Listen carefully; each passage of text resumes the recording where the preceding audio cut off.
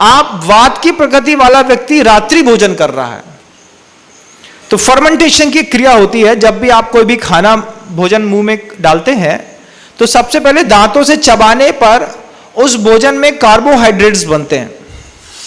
वो carbohydrates saliva के साथ मिलकर के पेट में जाते हैं, और पेट में जाने के बाद जब उसके अंदर और रासायनिक क्रिया होती है तो कुछ ही देर में कितना भी गरिष्ठ और आपने ठोस भोजन किया हो, वो एक बिल्कुल लिक्विड एनर्जी के रूप में डेवलप हो जाता है। लेकिन जिनकी वात प्रकृति है, वो वात प्रकृति वाले लोग शाम के समय या फिर रात्रि भोजन करते हो, 8 बजे के बाद जो भोजन करते हैं, वात की प्रकृति है, भोजन कर लिया, रात को सोए, धीरे से हाथ में दर्द हुआ, गहरी नींद लगी थी, पता नहीं चला, उस वायु ने धीरे से आकर के, जो व्यान वायु है शरीर की, पूरे शरीर में रहती है, वो आकर के हार्ट में रुक गई, धीरे से एक स्ट्रोक मारा और आदमी मर गया। बोला महाराज रात में तो बहुत अच्छे थे, अच्छे से भोजन किया, शांति से सो गए, और सुबह पता नहीं क्या हुआ, रात में ही कब हार्ट अटैक आ गया, कब गैस का फर्मेंटेशन ऐसा हो गया कि सो के उठते ही सांस जैसे उठे तो सिर ऐसा घूम रहा था, वापस लेटना पड़ा। ये बताते हैं कि अगर आपकी वात की प्रकृति है तो वात की प्रकृति वाले रात्रि भोजन ना करें। हार्ट अटैक के सबसे ज्यादा चांसेस उन्हीं के जीवन में रहते हैं। वात की प्रकृति वाले को दिन में भोजन कर लेना चाहिए, और हल्का भोजन सूर्यास्त से पहले कर लेना चाहिए, अन्यथा वो परेशान रहता है। जिनके पूरे शरीर में बहुत ज्यादा आर्थराइटिस के दर्द हैं, बहुत ज्यादा घुटना दर्द देता है, पीठ में दर्द हो जाता है, कभी भी हाथ दर्द देने लगता है, कभी भी बता दें महाराज हमको सर्वाइकल की बहुत ज्यादा प्रॉब्लम हो रही है, उनको आयुर्वेद कहता है कि आपकी वात की प्रकृति है, और वात की प्रकृति वाले को ठंडा भोजन नहीं करना चाहिए और रात्रि भोजन नहीं करना चाहिए।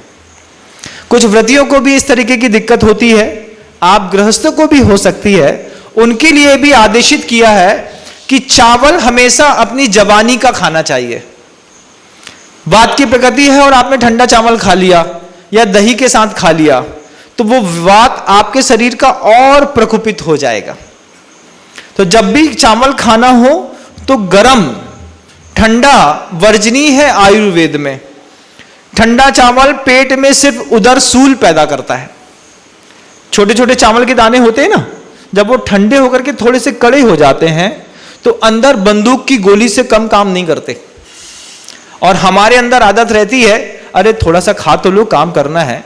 धीरे धीरे शरीर में ऐसे संधि स्थान बनने लगते हैं कि आदमी परमानेंटली उस दर्द का सहभागी बन जाता है, और उसको खत्म करने के लिए आपके यहां एक नया शब्द आ गया है, पेन किलर। खाते हैं ना महाराज, शरीर में बहुत दर्द होता है, जब तक 2 पेन किलर ना खाएं तब तक तो हम काम ही नहीं कर सकते। उनसे कहना है कि जो पेन किलर खाने वाले हैं वो कम से कम गर्म भोजन खाने की आदत डाल लेंगे तो पेन किलर खाने की आदत से उनको छुटकारा मिल जाएगा। कितनी अच्छी और सस्ती बात है। दुखम चतुर्विधम, पहला सहजम, दूसरा दोषजम। उस दोषज जो दुख है वो 2 प्रकार का है, एक तो प्रकृति के विरुद्ध और दूसरा ऋतु के विरुद्ध। गर्मी का सीजन चल रहा हो, ठंडी का सीजन चल रहा हो, और कुछ जीभ के चटोरों को आम का अचार खाना हो। हमने देखा कुछ संघों में ऐसा भी है कि वो चला करके ऐसे फल को ला करके उसके अचार और स्वीट्स बनाते हैं जो उस समय पर अवेलेबल ही नहीं रहते। कोल्ड स्टोर इसका दूसरा एक उदाहरण है। कोल्ड स्टोर में क्या करते हैं कि जो बड़े बड़े शौकीन दुनिया जिंदगी जीने वाले लोग रहते हैं, उनके शौक पूरे करने के लिए कोल्ड स्टोर की व्यवस्था हुई बंद हो। जैसे घर में छोटा फ्रिज होता है, ऐसे ही बाहर एक बहुत बड़ा फ्रिज होता है जिसका टेम्परेचर 24 घंटे एक जैसा बना रहता है। उसमें आप एप्पल रख दीजिए, नींबू रख दीजिए, गिलकी, टमाटर, लौकी, भिंडी, करेला, कुछ भी रख दीजिए। सब्जियां 12-12 महीने तक सुरक्षित रहती हैं, जैसा रंग की रखी थी बिल्कुल वैसी दिखती हैं। और उसी कोल्ड स्टोर पे अभी ये जो गर्मी आपकी निकल गई, बरसात आ रही है, मैंने पहले भी इस बात को बताया था कि उसी कोल्ड स्टोर पे हजारों टन गर्मी के मौसम में दही रखा रहता है। वो दही जो आप बाजार से खरीदते हैं वो उसी दिन का बना नहीं होता।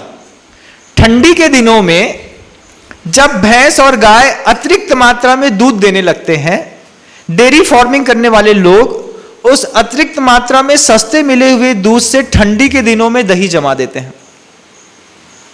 हीटर बॉयलर लगे होते हैं, बड़े बड़े प्लांट्स रहते हैं, उसमें दही जमा दिया ठंडी के दिनों में, जब दूध का रेट गाय और भैंस का बिल्कुल सस्ता चल रहा है तब। अब उसको जमाने के बाद उसको 8-8 महीने तक कोल्ड स्टोर में रखे रहते हैं। 50-50, 70-70, 100-100 किलो के केन्स रहते हैं, कोल्ड स्टोर में रखे रहते हैं। और जैसे ही गर्मी आती है, गर्मी में वो तुरंत अपने बाहर एक डेयरी फार्म का नाम लिख देते हैं यहां शुद्ध ताजा घी, दूध और पनीर उपलब्ध है। और हम तो भूखे रहते ही हैं, पित्त हमारा प्रकुपित रहता है, दिमाग काम नहीं कर रहा रहता है, बस एक चीज लगती है, भैया इतनी गर्मी है, अच्छी लस्सी मिल जाए, अच्छा ठंडा दही मिल जाए, जाओ बाजार से खरीद के ले आओ।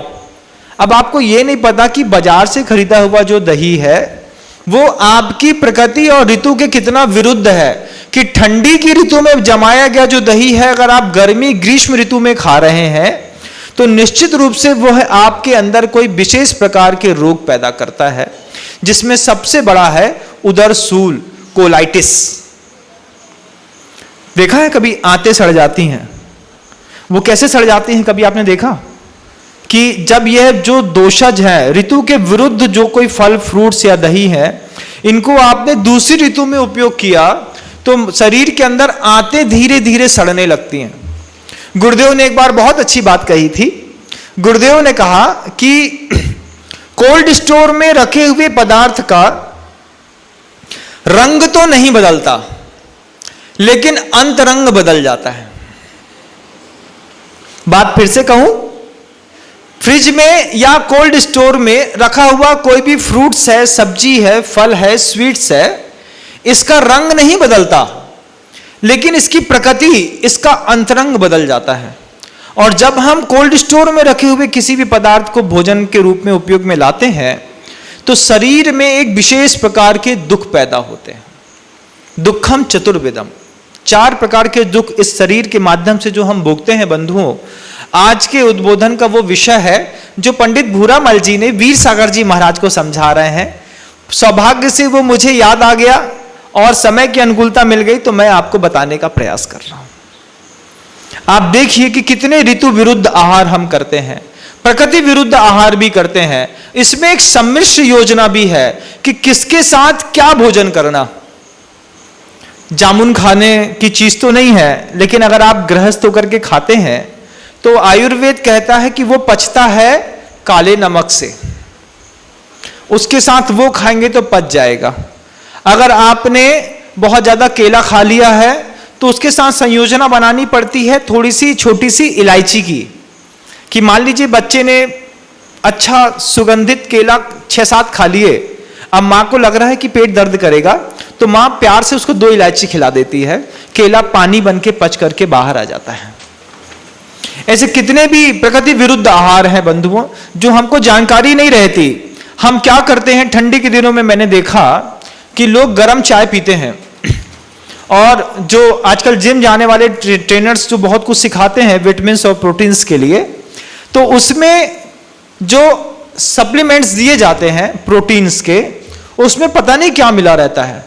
वो ठंडी के दिनों में प्रोवाइड करते हैं कि आप शहद भी खाइए, हनी। तो हमने अपने एक मित्र को बचपन में देखा था कि ठंडी के दिनों में चाय बुलाता, चाय में शहद घोल देता, शहद को घोल करके पी जाता। 8 दिन तक मात्र उसने ऐसा किया। 9वें दिन चक्कर खा के गिर पड़ा। गिरा, जब एडमिट करा के देखा तो पता चला हीमोग्लोबिन सिर्फ 2 बचा है। पूछा क्यों? क्योंकि शहद एक कैटालिटिक का एजेंट है, ऐसा एजेंट है कि वो किसी भी चीज की शक्ति को 10 गुना करता है। अब मान लीजिए आपने 1 कप गर्म चाय पी, उसमें निकोटिन मिला है और चाय गर्म है, तो गर्माहट को 10 गुना और निकोटिन को 10 गुना करके वो आदमी के अंदर एक ऐसा कुछ अलग से रिएक्शन रिड्यूस कर रहा है जिसके माध्यम से उसका पूछा हीमोग्लोबिन फिनिश हो गया। आदमी उसको खा गया ये सोच करके कि हम पचा लेंगे, सब कुछ कर लेंगे। जवान आदमी चक्कर खा के गिर पड़ा। पूछा, बताया तो पता चला कि शहद कभी भी गर्म पदार्थ के साथ नहीं खाया जाता, ठंडे के साथ खाया जाता है। जैन दर्शन में तो खाया ही नहीं जाता। शुद्धता पूर्णता अभक्ष है बंधुओं। किसी भी जैन को कभी भी किसी भी प्रकार के शहद का उपयोग करने की आवश्यकता अगर आयुर्वेद में भी पड़े तो वे जैन इतने समृद्ध और विवेकशील रहते हैं कि गुड़ की चाशनी बना करके उस शहद के बदले चाशनी का, गुड़ की चाशनी का प्रयोग करते हैं और अपने काम को कर लेते हैं। क्योंकि शहद का उत्पत्ति स्थान मधुमक्खियों के छत्ते को नष्ट करके निकाला जाता है। हजारों लाखों मधुमक्खियां मरती हैं, जब जाकर के वो शहद मिलता है उसमें भी उगाल रहती है और तत्संबंधी अनंत त्रस जीवों की उसमें उत्पत्ति होती रहती है। लेकिन लोग करते हैं, जबकि वो पूर्णतः अभक्ष है। किन्हीं किन्हीं धर्मों में तो पंचामृत में एक शहद को भी डाल दिया। उनसे पूछा गया कि व्यवस्था कहां से बनी, तो वे विद्वान भी उसका उत्तर देने में सक्षम नहीं रहे। उन्होंने कहा पंचामृत में कुछ मीठा डालना था, मीठा के बदले में हमने परिस्थिति बसात शहद डाल दिया। जबकि महाभारत का श्लोक कहता है, अगर आप राम के अनुयायी हैं, अगर आप हिंदू हैं, रामायण और महाभारत में विश्वास रखते हैं, तो रामायण का वह श्लोक वाल्मीकि ऋषि द्वारा लिखा गया आज भी प्रासंगिक है। जब सीता हनुमान से पूछती है कि हनुमान, तुमने बहुत कुछ बताया राम के बारे में, मैं मान गई, लेकिन यह बताओ कि राम भोजन क्या करते हैं। क्योंकि सीता उस समय लंका में थी और राम का संदेश लेकर के हनुमान पहुंचे हैं। सीता को सारी बातें सुनने पर भी हनुमान के ऊपर विश्वास नहीं हुआ, तो सीता बस एक ही बात सोचती है कि राम भोजन क्या करते हैं। अगर हनुमान ने यह बता दिया तो मैं मान जाऊंगी कि ये राम के पास से आए हैं। तो हनुमान से सीता पूछती है कि बताओ राम का भोजन क्या है। तब हनुमान जो श्लोक कहते हैं और वाल्मीकि ऋषि ने रामायण में जो श्लोक उद्धृत किया है वह हमारे लिए चिंतनीय है अगर हम हिंदू हैं तो। हनुमान कहते हैं श्लोक में, आप देखिएगा अपनी वाल्मीकि रामायण में, श्लोक में कहते हैं न राघवो मांसम भुगते न चैव मधु सेवते। दो शब्द कह दिए कि राघव जो है वो ना मांस खाते हैं, न चैव मधु सेवते, न वो मधु हनी शहद का प्रयोग करते हैं। फिर क्या खाते हैं, वन्यम सुवीतम नित्यम भक्तम अश्नाति केवलम। वन में जो अच्छे फल सहज मिल जाते हैं, राम का एकमात्र वह फल भोजन है, इसके अलावा कोई भोजन नहीं है। हमारे आराध्य राम का भोजन क्या है आप देख लीजिए, और हम उनके अनुयायी होकर के हमारा भोजन कैसा शामिल हो गया है आप देख लीजिए। दिन भर व्रत करने के बाद जो राम सूर्यवंशी हैं, सूर्यवंशी होने पर वे सूर्य की उपस्थिति में सारे काम कर रहे हैं, उनके अनुयायी दिन भर उपवास रखते हैं और रात्रि का भोजन करके रात्रि में व्रत तोड़ते हैं। अभी एक विद्वान से हमने पूछा कि रात्रि भोजन की परंपरा हिंदुओं में कहां से चली। उन्होंने धीरे से उत्तर दिया, स्वामी जी सारे काम सूर्य की उपस्थिति में नहीं होते, कुछ चंद्र की उपस्थिति में भी होते हैं। हमने कहा चंद्र की उपस्थिति में भोजन करना कहां लिखा है आप बता दीजिए। तो उन्होंने कहा फिर क्या लिखा है। हमने कह दिया कि चंद्र की उपस्थिति में आपकी रामायण ही कह रही है कि चंद्र की उपस्थिति में ज्ञानामृतम भोजनम क्रीते, ज्ञानामृत का भोजन करो और ध्यान करो। ये करने के लिए कहा है, भोजन करने के लिए कहां पे कहा है। यह आगम परंपराओं में चारों वेद में दृष्टनीय है। बंधुओं आप देख के मुझे सूचित करके बताइएगा कि रात्रि भोजन की परंपरा हिंदू परंपराओं में कहां से आई। जबकि शुद्ध राम को मानने वाले तो सूर्यवंशी राम भरत को उपदेश में कह रहे हैं, ये बात कहते हैं राम कि सूर्य की उपस्थिति में ही सारे काम करना, दान देना तो सूर्य की उपस्थिति में, भोजन करना सूर्य की उपस्थिति में। भरत ने पूछा क्यों, तो राम कहते हैं जब घर में कोई एक प्रिय शांत हो जाता है तो हम भोजन नहीं करते, फिर सूर्य तो अपने आराध्य देवता है, जब वो अस्ताचल में चले गए तो अपन भोजन कैसे कर सकते हैं भरत? सोचो तुम थोड़ा सा, क्या शब्द है राम के भरत को समझाने के, और कहां हमारी आज गतिविधियां होती चली जा रही हैं।